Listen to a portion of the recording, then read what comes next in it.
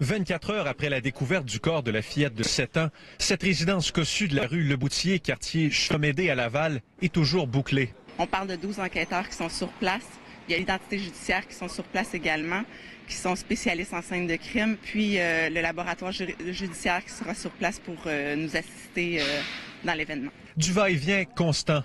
Le travail de terrain du service de police de Laval se poursuit, alors que l'autopsie est pratiquée sur le corps de la petite dépouille.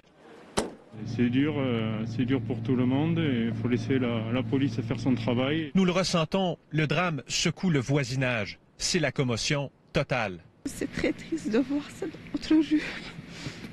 Ça me fait beaucoup de peine. On ne croit pas que c'est chez nous que ça peut arriver. Dimanche après-midi, l'enfant était trouvé inanimé, transporté d'urgence à l'hôpital. En vain.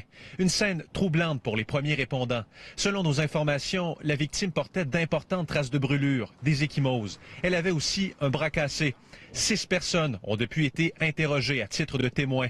Une tâche complexe pour les enquêteurs en raison d'une barrière linguistique importante. Certains ne parlent que le dari, langue officielle de l'Afghanistan. Au moment de l'appel au 911, les autres enfants de la famille n'étaient pas présents sur les lieux. La DPJ a été mise au courant. C'est eux qui ont pris, ils ont fait l'évaluation, puis ils ont pris en charge les 2 autres enfants. C'est sûr qu'il va y avoir un certain délai là, avant qu'on puisse avoir vraiment les réponses à nos questions. Cet adolescent, voisin immédiat de la maison où s'est produit le drame, parle d'une famille discrète. Son frère prenait l'autobus avec la fillette. On ne voyait plus la fille depuis septembre. Vous me dites, vous entendiez parfois des cris, des bruits? Oui, surtout en été parce qu'on était plus dehors dans notre cours, donc on entendait plus les bruits.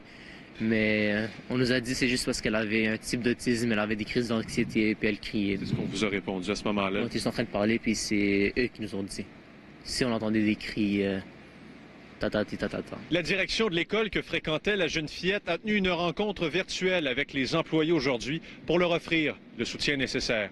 Andy Saint-André, TVA Nouvelles, Laval.